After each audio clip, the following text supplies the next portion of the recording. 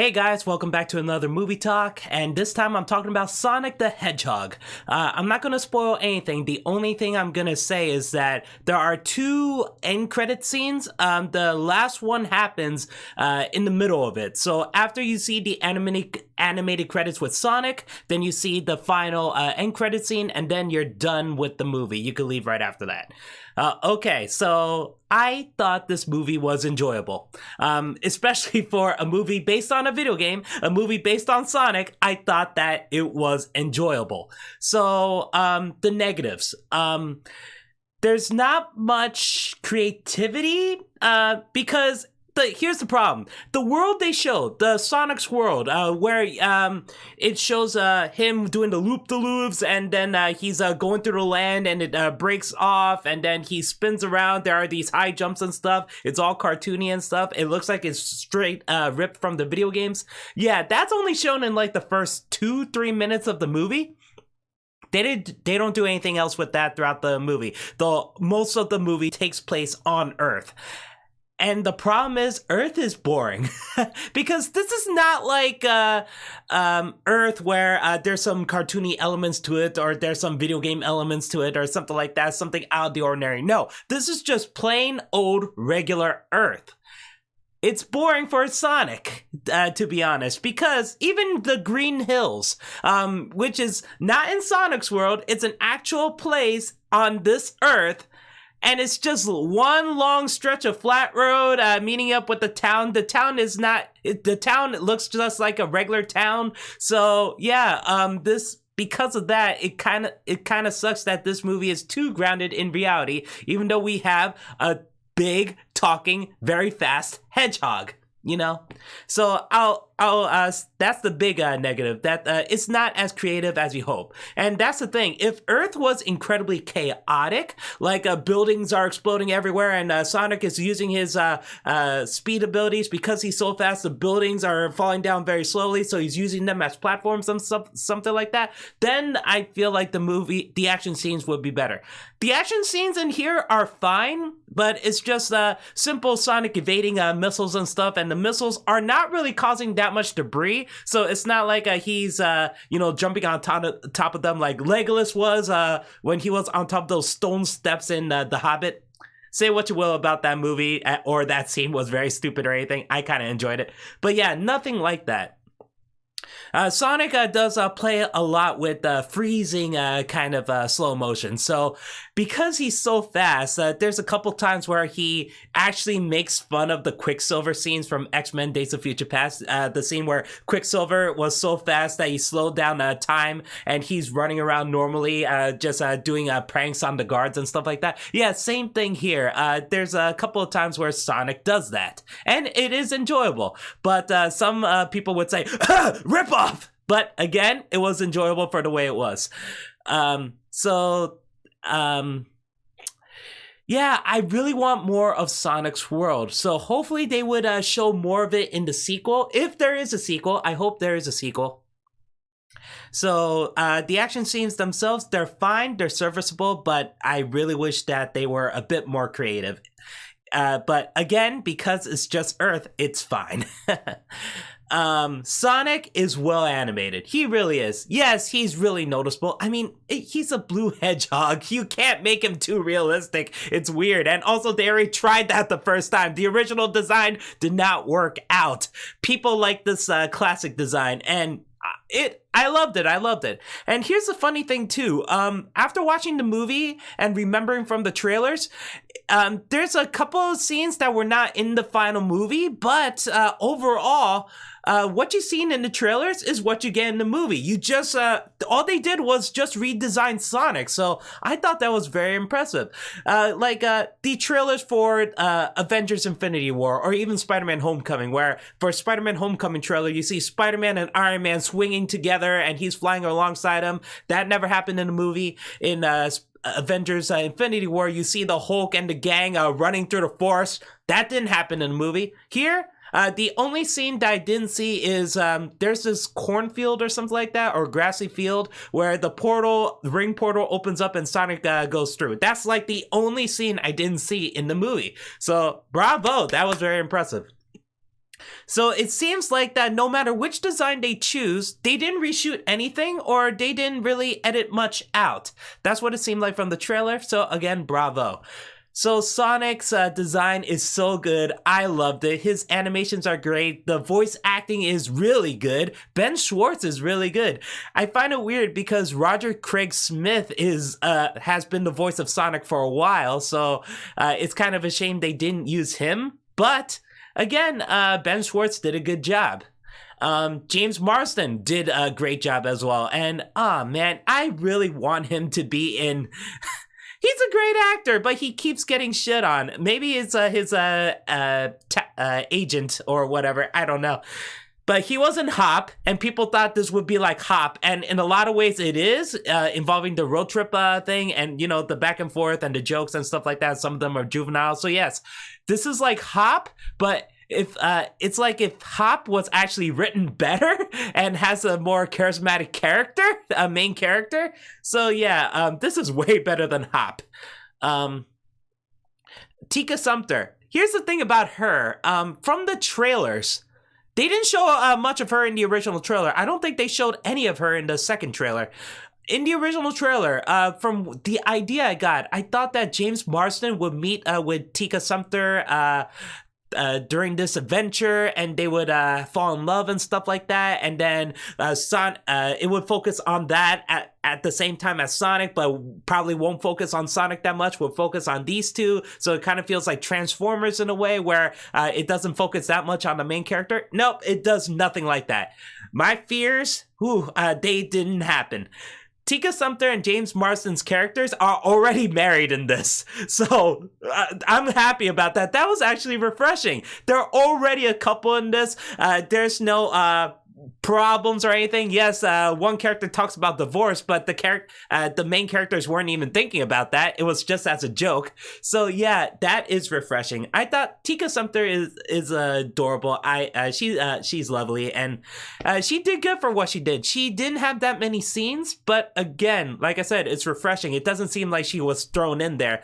These two already have a relationship. It's already settled, and yeah, that's all you need to know about these two characters. This movie focuses on James Marsden's character Tom and Sonic, and then we see Dr. Robotnik later on. So yeah, the back and forth is great, and the jokes, a lot of them are juvenile, but they actually work for me, especially even though a lot of them are pop culture references, like, is The Rock still president? That kind of thing. And unfortunately, they don't have that many video game references. I know Sonic did talk about something about gaining another life. The thing is, they don't have extra lives in this, and the video game logic doesn't matter in this universe, in this world. Creatures like Sonic can die, so yeah, that part, yeah, there's no video game references at all, and not a lot of Sonic references. Everything you need to know about Sonic happens in the beginning. Jim Carrey was really good as Dr. Robotnik, and yeah, some of his jokes don't really land, but he did get me with some. I love the part where Jim Carrey was talking to Tom, for James Marsden's character, for the first time at his house, and Jim Carrey was talking about how grand he is, how intelligent he is, and how he's better than everyone else. So he says to James Marsden, "I've been making formulas before you were spitting out formula." And James Marsden is like, "I was breastfed, actually." And then Jim Carrey says, "Oh, throw that in my orphan face." I'm sorry. That, the way Jim Carrey said it was very funny. And if you did not think that joke is funny, then you are not going to laugh during this movie. Oh, man. He was having a blast, and he is a good Dr. Robotnik. Hell, he is really well casted. So, again, like I said, no spoilers in this, but the thing is, Sonic's backstory is really weird in this, and I'm not sure if any of it is actually from the video games or from the animated series, but I'm pretty sure it wasn't. So Sonic was a baby, and he was raised by an owl.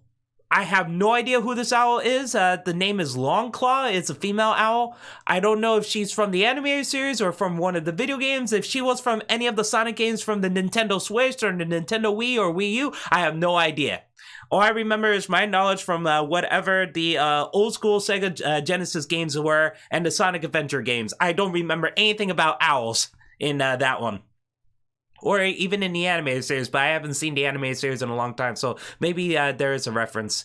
But yeah, he's raised by this owl, and then something bad happens, and then he's forced to live on the planet Earth for 10 years. But from what it seems like, Sonic doesn't know anyone else, because he's been alone the entire time. Yeah, I know he's alone on the planet Earth the entire time, but he never once talked about his life on the world, in his home world. It seemed like he and the owl were the only two things. And yeah, so you do see some other characters, but the thing is, again, it seems like Sonic only knows the owl personally, no one else. So that's why it's kind of confusing. Because the entire time you know that Sonic and Tails have been together for such a long time, but he never mentions Tails. So that's weird. And no mention of Knuckles or Amy or Big the Cat. So yeah, and again, I understand because this is the first movie for Sonic. So yes, they could get away with a lot of stuff, but at the same time, if you know a lot of stuff about Sonic, this seems a bit weird. This honestly feels a bit like Sonic X in a way, except that instead of a boy, it's a grown man who's a police officer. But again, I'm so used to seeing Sonic, Tails, and Knuckles, and heck, Amy, even though she's kind of new, but she's been there ever since, I believe, Sonic Adventure 1. Whoever that, I forgot the princess name, my friend and I were talking about this earlier in the car. The Chipmunk Queen Princess, the Squirrel Princess, I think Chipmunk. He says she doesn't have a tail. The one who's always naked, even though she's a princess from that animated series. The one where Sonic has to save all the furry animals and stuff like that. But yeah, that's the only thing that really bugged me. And also, it's not as creative as anyone would hope from a Sonic movie. But again, it was well done, well executed, especially for a game based on Sonic the Hedgehog, a video game movie. So if you come into that just hoping for a movie based on a video game to be at least entertaining, then there you go. The thing is, I really want this movie to be successful because... not just because I want a sequel, and not just because of what happens at the mid-credits scene, because that scene was great. It's because there's a studio that worked on this, NPC Vancouver, and these talented artists did such a great job with the redesign. Ever since the first trailer came out, people were hating the design of Sonic. And yeah, I understand it. I even hated it too, but I didn't dislike the trailer or anything. I just did not like the I didn't like the trailer, but I was hoping that the movie would be good in the end, even though the design was not what everyone wanted. So Paramount went back to the drawing board. The director and the team went back to the drawing board, and they actually redesigned Sonic. And they even got... this movie got a delay because it was supposed to come out in November, but it was delayed till Valentine's Day. So they got some more months to finish up the effects. And they had to work through crunch. And what did they get? A big fat laid off. The studio is gone. And that's a goddamn shame because when you see the movie, you realize, oh my god, they redesigned this whole character, reanimated him, re-rendered him, retextured him, fixed the quills and everything, and make him look good in every single scene. And this movie doesn't shy away from Sonic. It shows Sonic throughout the movie. It's not like the Godzilla, recent Godzilla movies where it always tries to hide Godzilla. No, it shows Sonic the entire time. And again, these visual artists work their fucking asses off just to get laid off, and it sucks. It really does. So that's why I want this movie to be successful. Hopefully it makes profit. And Birds of Prey is still playing, and I want that to make a profit too, because I do like that movie too. So if you're during this weekend, if you can, do a double feature. Go see Birds of Prey and Sonic. Whichever first, take your pick. Both of them are good. And yeah, that's why I was telling people, good or bad, I don't care. I still want to see Sonic. I still want for it to make profit. And I know some people are going to be like, wait, you can't force us to watch a movie that's bad. If it's bad, then I don't want to watch it. I can understand that. But for this case, these people work so hard just to lose their jobs. You have to see it, please. I'm just a lowly YouTuber. I'm probably going to get like 20 views on this anyway. But still, spreading the message anyway. So, and the last thing I want to talk about is what I hope for the sequels. Okay, I want number 2 to focus on the story of Sonic Adventure 2, Sonic Adventure 1 actually. So bring Tails in, bring Knuckles in, Amy, maybe Big the Cat. You don't need to have him because his part of the game sucks, in my opinion. I did not like his part. But again, have him as a cameo, whatever. And the robot whose name I am forgetting and I'm hurting myself over it. And bring in the Chaos Emeralds and Chaos. That seems like too much. I get it. I do understand it. But for me, Sonic Adventure, even though the story is very simple, but the spectacle of it is really grand. And a lot of the levels are kind of realistic in a way, so it should work for the, regular Earth. So that's why I was hoping. Or if you want to have Sonic travel through different worlds with the rings. Oh yeah, that's also another problem too. The final action scenes kind of reminds me of Thor: The Dark World, where they are teleporting throughout the different worlds and different places of Earth and stuff, where Thor was in the subway at one point, he's in another planet and another planet, all that stuff. So yeah, it involves round portals, which are the rings in this case. So it kind of reminds me of that, but the problem is in this movie, it only focuses on the Earth. So you see Sonic go through Paris, goes through the pyramids of Giza, and then back to Green Hills. So yeah, I feel like that was a missed opportunity there. Hopefully they do expand it a lot on it in the actual sequels. So I'm hoping for adaptation of Sonic Adventure for the second one, and maybe an adaptation of Sonic Adventure 2 for the third game. So you could bring in Shadow and stuff. But to be honest, the story of Sonic Adventure 2 wasn't really good. It was just entertaining, but I think it was stupid. I'm trying to remember. I'm sorry. I'm already getting dislikes for that one. But I enjoy Sonic Adventure games, okay? And I think that's it. That's pretty much it, yeah. So please, go see Sonic the Hedgehog in theaters, and also go see Birds of Prey if you haven't already. All right, thanks for watching, guys. Later.